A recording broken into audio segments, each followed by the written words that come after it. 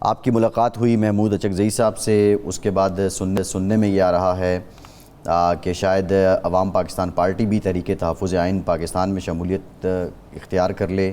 کیا ایسا ہی ہونا ہے؟ اس سے متعلق واقعتاً بات ہوئی ہے یا قیاس ہی ہے؟ نہیں، یہ تو ہماری خبر ہے. محمود خان صاحب سے 30 سال سے ہم پارلیمنٹ میں اکٹھے رہے ہیں اور ان کا بڑا میں عزت بھی کرتا ہوں، احترام بھی کرتا ہوں. جب بھی اسلام آباد آتے ہیں ملاقات ہوتی ہے، تو پرسوں بھی ملاقات ہوئی تھی اور اس میں ہم نے جو باتیں کی، انہوں نے باتیں کی، اس ہمارا مکمل اتفاق ہے کہ ملک آئین کے مطابق چلنا چاہیے. اور آج ایک ہی حل ہے کہ تمام جو اسٹیک ہولڈرز ہیں وہ ایک ٹیبل پر بیٹھیں اور آگے کے راستے کا تعین کریں. ایک پولیٹیکل ڈائلاگ کی ضرورت ہے، مسائل کے حل کی ضرورت ہے، تو وہ یہی بات کر رہے ہیں. تو انہوں نے دعوت دی ہے اپنے اتحاد کو جوائن کرنے کی. میں نے یہ کہا تھا کہ ہم ابھی نئی جماعت ہیں تو میں جماعت سے مشاورت کر لیں گے، ان کے سامنے بات رکھ دیں گے، لیکن جو اصولی طور پر انہوں نے بات کی اس سے ہمیں مکمل اتفاق ہے. اس میں کوئی دو رائے نہیں ہے کہ آج یہی ملک کے مسائل کا حل ہے. جو اطلاعات سامنے آئی اس کے مطابق وہاں ایک کل پاکستان کل جماعتی کانفرنس بلانے کی بات بھی ہوئی. تو یہ آپ کی طرف سے انیشیٹو تھا، ان کی طرف سے تھا، اور اس کا ایجنڈا کیا وہی ہے جو آپ بیان کرتے چلے آ رہے ہیں کہ جس سارے لوگ بیٹھ کے اس بحران سے نکلیں، کوئی حل نکالیں، یا یہ صرف بلوچستان کے حوالے سے بات ہوئی؟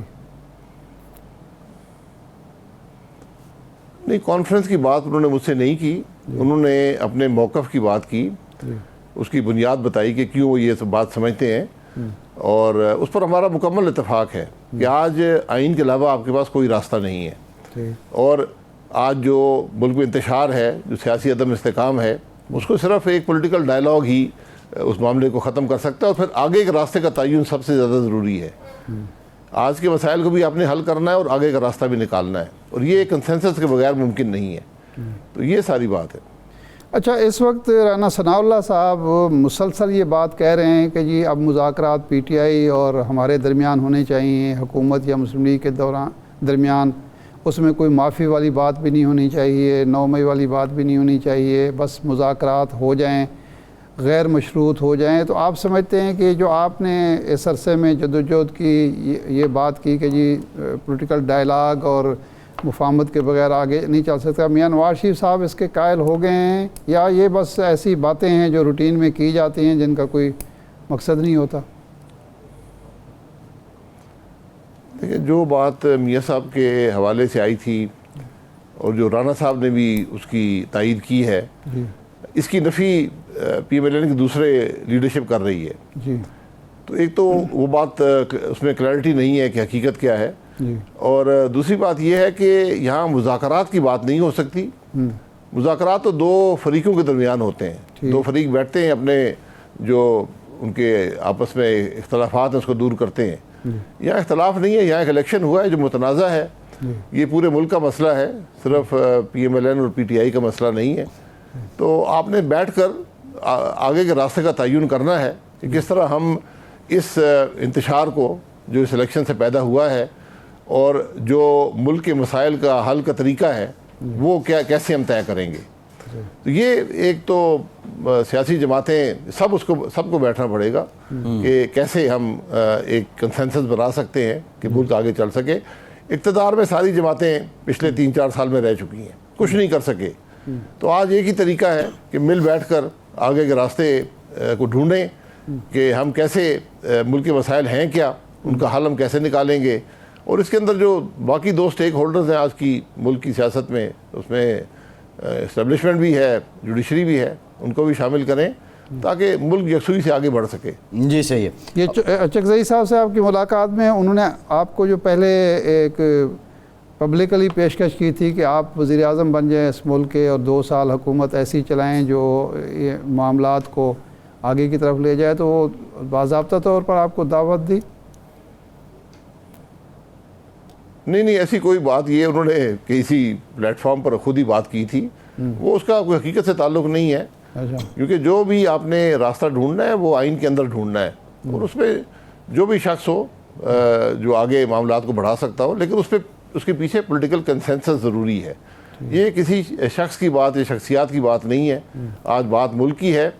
اور مسائل کے حل کی ہے اور معاملات کو آگے بڑھانے کی ہے۔ جی بھائی صاحب، اختر مینگل صاحب نے استعفیٰ دیا، ابھی تک ان کا استعفیٰ منظور نہیں ہوا۔ آج حکومت اور اپوزیشن دونوں کوشش کر رہے ہیں کہ ان کو واپس لایا جائے، بلکہ مشترکہ کوشش کر رہے ہیں۔ ان کے استعفے کے جو جواز ہیں جو وہ فراہم کر رہے ہیں، آپ سمجھتے ہیں وہ درست ہے، یا پھر یہ بلوچستان کی کوئی انٹرنل پالیٹکس ہے، اس کی وجہ سے وہ کچھ منوانا چاہ رہے ہیں وفاق سے اپنی بات؟ نہیں، یہ انٹرنل پالیٹکس میرا خیال ہے نہیں ہے، کیونکہ اختر مینگل صاحب ایک منجے ہوئے سیاستدان ہیں، ان کا ایک قد کاٹ ہے، وہ سردار بھی ہیں اور عوام کے نمائندے بھی ہیں اور معاملات کو سمجھتے ہیں۔ میں 1 سال پہلے تقریباً میں ان کے گھر گیا تھا، تو یہی بات انہوں نے وہاں پر بھی کی تھی کہ آج ہمارے جو نوجوان ہیں وہ ہم سے سوال کرتے ہیں کہ ہمارے حقوق کا کیا بنے گا، ہمارے مستقبل کا کیا بنے گا، آپ ہمارے لیے کیا کر رہے ہیں؟ تو اس کا جواب وہ کہتے ہیں کہ میرے پاس نہیں ہے، اور یہی بات انہوں نے پرسوں بھی اپنی تقریر میں کی ہے۔ تو آج بجائے ان کو منانے کے، آپ منائیں گے کس بات پر؟ ناراضگی تو ان کی ذاتی ہے نہیں، وہ تو کہہ رہے ہیں کہ بھائی ہمیں یہ بتائیں کہ آپ بلوچستان کے حقوق کیسے وہاں کے عوام کو دیں گے، آپ کیسے وہاں پر الیکشن کو غیر متنازع کریں گے، کیسے ان کے معاملات کو بہتر کریں گے، کیسے وہاں کے نوجوان کو ایک بہتر مستقبل کا وعدہ کریں گے۔ یہ بہت گہری باتیں ہیں، اور یہ صرف بلوچستان کی نہیں ہے، یہ سارے ملک کے بھی یہی سوال ہے۔ عباس صاحب، یہ بھی تو ایک حقیقت ہے کہ وفاق کی طرف سے، اسلام آباد کی طرف سے یا پاکستان کی طرف سے جو وسائل بلوچستان کو دیے جاتے ہیں وہ کوئٹہ تک پہنچتے ہیں، کوئٹہ سے آگے بندر بانٹ ہو جاتی ہے، اور اس میں مینگل ہوتے ہیں، بگٹی ہوتے ہیں، زہری ہوتے ہیں، زنجو بھی اس میں کبھی کبھی شامل ہو جاتے ہیں، مری ہوتے ہیں۔ تو اصل مسئلہ جو وہاں کا احساس محرومی ہے وہ تو ان سرداروں کا، ان ویڈوروں کا ہے، جو آپ دیکھ لیں کہ بھی وزیر اعلیٰ بھی بنتے ہیں، کبھی وزیر اعظم بھی بن جاتے ہیں، وفاقی وزیر بھی بنتے ہیں، آج تو ماشاءاللہ چیف جسٹس بھی بلوچستان سے ہے۔ تو یہ کیسے معاملہ حل ہوگا کہ وہ وسائل جائیں اور پھر عوام تک تقسیم ہوں؟ یہ کون کرے گا؟ دیکھیے، اس بات کا ایک اور پہلو بھی ہے کہ کیا آپ ان کی وہاں کے عوام کی رائے کا احترام کرتے ہیں؟ کیا جو آج یہ اس سے پہلے اقتدار میں رہے ہیں وہ عوام کے مینڈیٹ سے آئے تھے؟ وہاں پر حکومتیں کیسے بنتی ہیں؟ یہ اصل بات یہ ہے۔ تو اس لیے اگر آپ نے، یہ انگریز نے بھی کہا تھا خاص طور پر بلوچستان کے لوگوں کے لیے کہ ان کا احترام کریں، تو ان کا احترام کریں۔ میں بھی یہی کہوں گا، ان کی رائے کا احترام کریں، ان کو اپنی لیڈرشپ چننے دیں، ان کو آگے اپنے معاملات کو بڑھانے دیں، پھر وہ اس کے ذمہ دار ہوں گے۔ اگر فیصلے کہیں اور سے ہوں گے کہ کون اقتدار میں آئے گا، کون چیف منسٹر بنے گا، وہاں پر کیا ہوگا، پھر ذرا مشکل ہو جاتی ہے، پھر عوام ان باتوں کو مانتے نہیں ہیں۔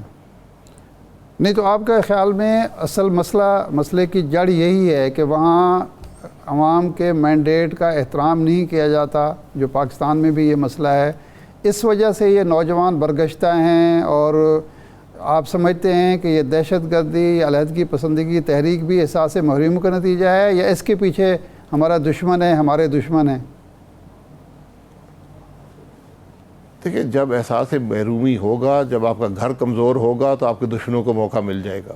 وہ آپ کے دشمن ہیں، وہ آپ کی ہر کمزوری سے فائدہ اٹھائیں گے، تو آپ نے وہ کمزوری دور کرنی ہے۔ کمزوری کیا ہے؟ ان کی رائے کا احترام کریں۔ آپ یہ آج کا الیکشن نہیں ہے، پچھلے جتنے الیکشن ہوئے ہیں ہم نے کبھی بھی خاص طور پر بلوچستان میں عوام کی رائے کا احترام نہیں کیا۔ میں معذرت سے کہتا ہوں، اس رائے کا احترام کریں، ان کو اپنی لیڈرشپ چننے دیں، اپنے مسائل خود حل کرنے دیں۔